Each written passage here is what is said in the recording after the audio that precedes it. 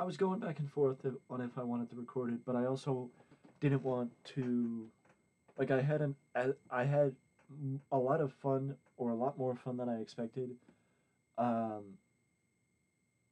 painting the picture for you at WrestleMania. So I figured I would do it again as we head to Judgment Day, because Judgment Day, I could be wrong, but I believe Judgment Day is.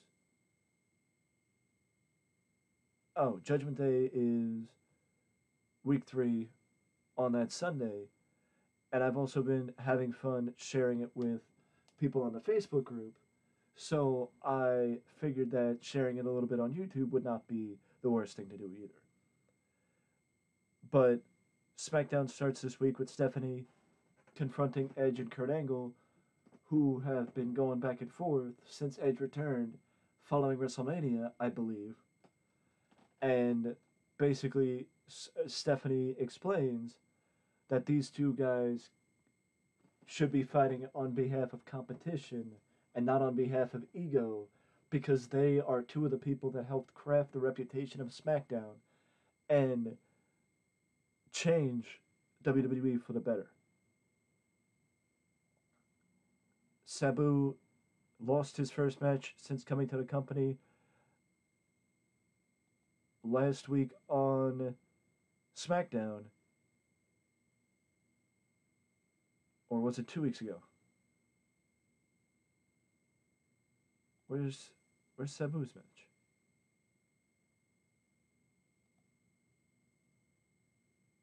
Here it is. It was 2 weeks ago. Yeah, it was 2 weeks ago against Perry Saturn when Sabu lost to Perry Saturn with the help of Perry's partner, Shawn Spears. So that's where this rematch comes along. Jim Cornette is basically telling Paul Heyman to allow the Bashams to pick their next opponents. Mark Jindrak gives Tori some flowers, putting forth the idea that Jindrak was in fact the one that that Mark Jindrak was in fact the one to be sending Tori Wilson secret admirer letters. Perry Saturn continues to get pushed in his match against Ultimo Dragon. Rikishi and Rhino, as Rhino looks to keep his momentum going, as he's the one going against John Cena for the United States title at Judgment Day. And I did skip a segment, it's because I wanted it to be the last thing I spoke about. It's that since Backlash,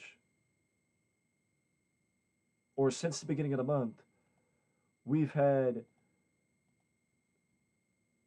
we've had um, segments show up on SmackDown promoting the arrival of a sinister man to the WWE. As an unfamiliar face appears, but Taz remembers him from the past and explains how dangerous he can be. And then last week on SmackDown, Taz goes to Paul Heyman and questions if he's aware of the danger that is being brought to SmackDown if Sinister can is runs around unsupervised. And now this week, Michael Cole wants answers. Why is Taz so afraid of the Sinister one coming to the WWE? And Taz explains exactly why he's afraid of the Sinister one coming to WWE.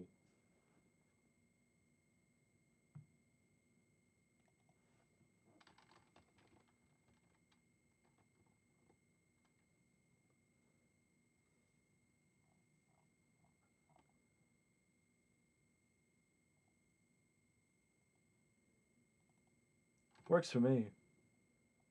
I feel like Rhino would not be sitting in the ring cutting a promo. He'd call out John Cena and it would lead to a fight. So that's exactly what happens.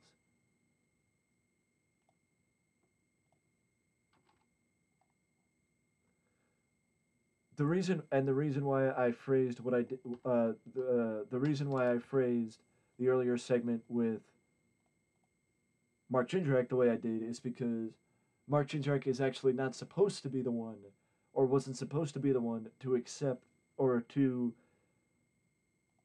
reveal himself as Tori Tori Wilson's secret admirer. he just beat the other person to it, and in turn was able to reveal himself as the secret admirer because the other person was not able to get out to the ring. Yes, I know. Oh yeah, that's how it works. It's whoever gets out to the ring is the person that is revealed as the secret admirer, not you know uh, the real secret admirer. But this is professional wrestling, and not everything is supposed to make sense.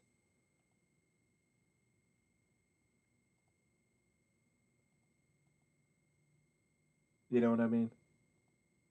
It's professional wrestling for a reason.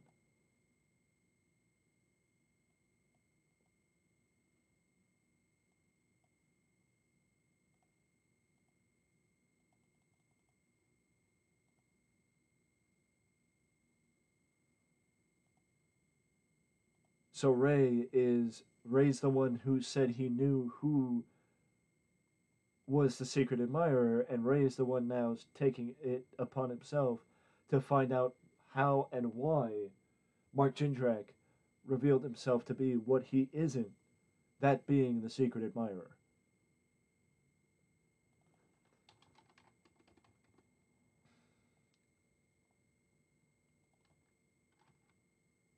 They're in a storyline, ain't they? Well, they technically are, but technically aren't. I need to add more to the SmackDown side of things, especially considering the fact that the Raw side of things is getting a little bit more depleted.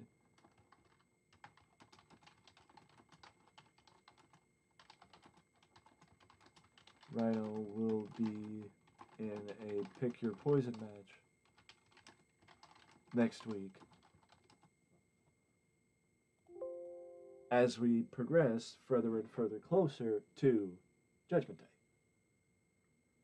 The one rivalry that I am most interested in my opinion, or one of the rivalries I'm most interested in my opinion, is Eddie Guerrero versus The Undertaker.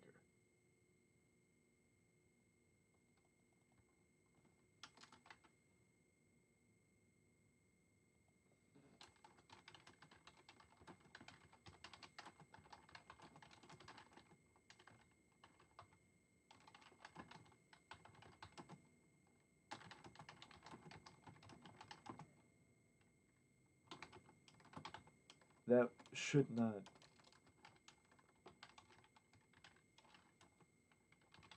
distract from reality. Because reality is, at Judgment Day, whether Chavo wants to admit it or not, Eddie will be fighting The Undertaker at Judgment Day.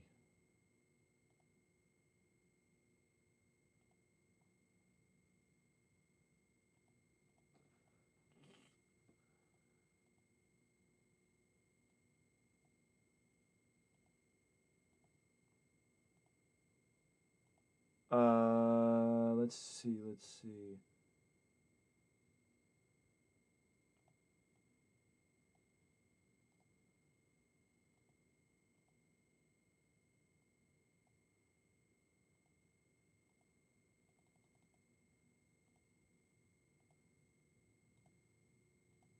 Paul London gets a solid win over Zach Gowen.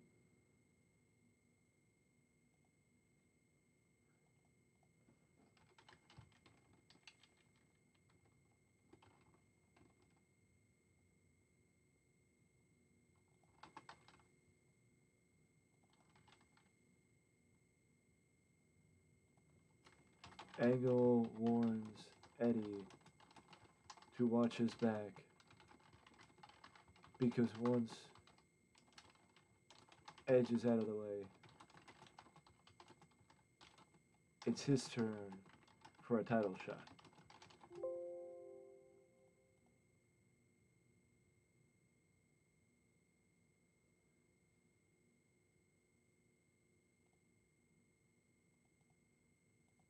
But that neglects to remember The Undertaker. You can't neglect to remember The Undertaker because Undertaker will make you regret neglecting to remember The Undertaker.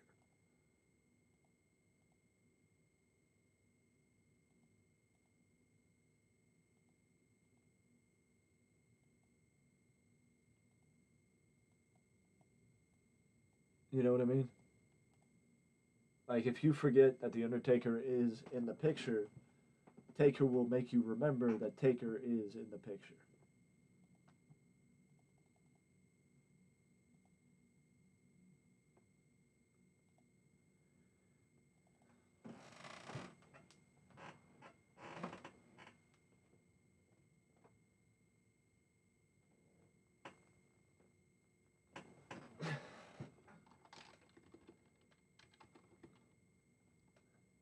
And now Eddie is going to start causing problems and continue what has been a feud over jealousy, I guess you could say.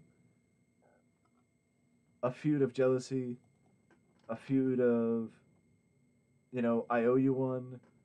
Because Eddie, in real life, at No Way Out 2004, Goldberg cost Brock Lesnar the WWE Championship and helped Eddie Guerrero win. No, Goldberg's interference did not immediately result in Eddie winning, but you have to figure that it did help Eddie win. Much like Kurt Angle's interference at No Way Out 2000 did not directly aid in Eddie winning, but you have to figure that it helped. So Kurt feels like Eddie owes him one. But yet, even with Eddie owing him one, Angle is feuding with Edge instead of going for the WWE Championship.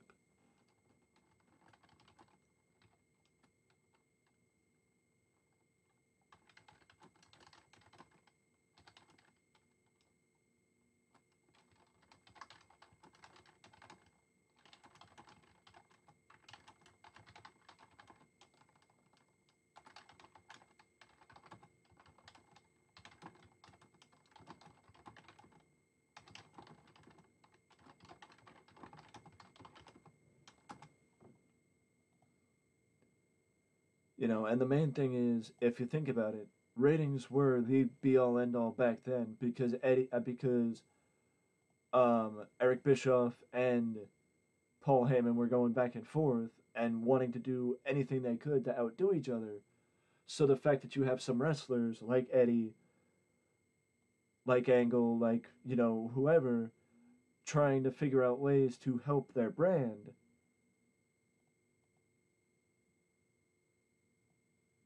and set the brand aside, it's kind of,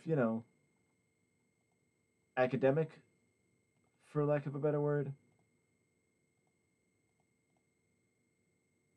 Or maybe not academic, but like, it's understood.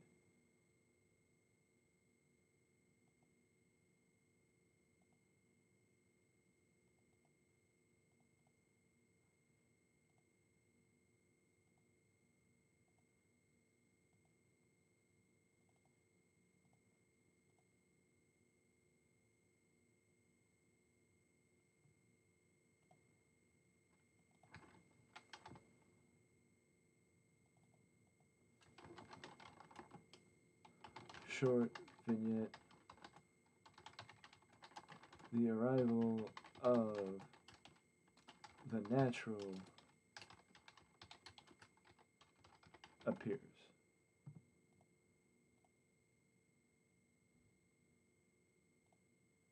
The amount that I have brought Goldust in, had him work as Goldust, I've lost track, to be honest with you. I lost track, and the fact of the matter is, it's not that I have a problem with Goldust working as Goldust. It's that I just don't have the same, you know, like there's not that same attachment having him work as Goldust as there is with him as Dustin Rhodes, if that makes sense. I mean, that's when I usually say something like, there's not the same je ne sais quoi, which, I mean, of course there isn't, because do you even know what je ne sais quoi means? But we're also having the jobber match to lead off.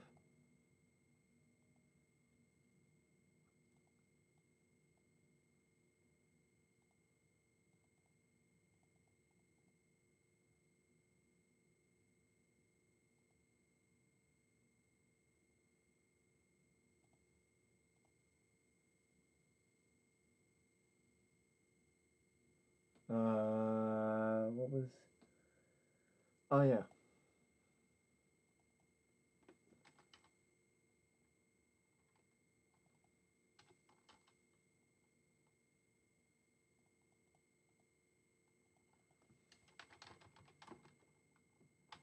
Able.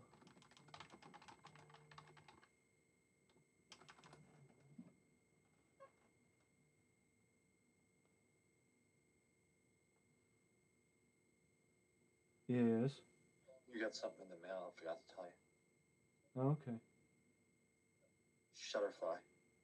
Okay. So that's a Christmas present. Not for me, but one of the Christmas presents. Okay. Okay. See ya. See ya.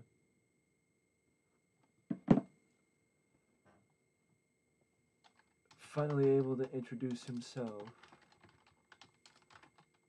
Kennedy is interviewed by Mean Gene.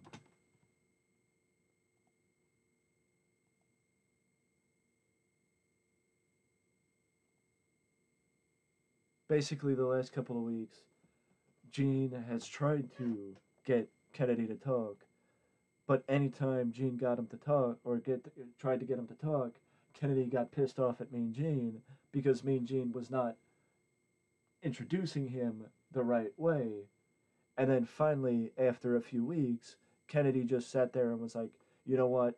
I'm going to introduce myself so you don't have to keep making yourself look like a fool. And that's when Kennedy introduced himself as Mr. Kennedy. Kennedy. Solid start to the show. I wasn't sure how well this match would do, but it actually impressed me. I wasn't sure how this would do either, but it impressed me too. Which I know it probably shouldn't have, but it did. Pretty solid. Pretty solid. It's like I said, I think in the Facebook group that I think I have learned and I'm continuing to learn how to slowly but surely progress storylines and not rush into setting them up. Like, oh well, this happened. Like find way like adding more depth to stories, adding more depth to segments to where it's not just a one-sided thing. This was actually just supposed to have Cena on camera, not Rhino too, but whatever. But like stuff like this, like with Taker and the stuff with Mark Jindrak and Tori Wilson, and the addition of Rey Mysterio still being in the feud and not being pulled from the feud, and the stuff with the McMahons, you know, Taker and Paul Bearer mentioning Chavo Guerrero,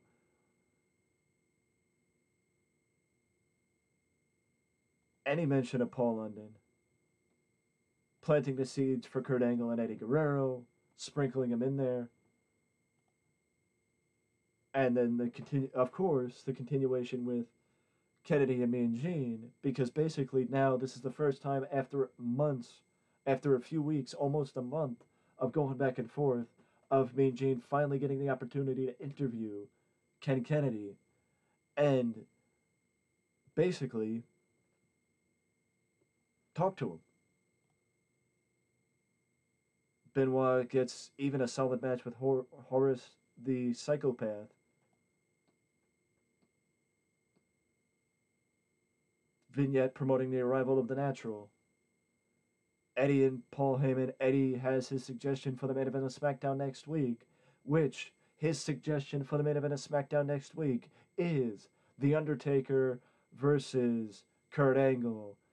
And I just want to point out that Eddie Guerrero's match with Doug Basham does a lot better, or did a lot better than Triple H's one with Bubba Ray Dudley from the Raw side. But I just want to let you guys know, if you are enjoying content like this, please feel free to let me know down in the comment section below. If you have any ideas of what I should do or directions I should take, who I should bring in or who I should push, let me know down below. And you can also let me know that you're enjoying this content by leaving a like and subscribing to the channel, because any and all interactions with the videos are very much appreciated and do help us with the algorithm.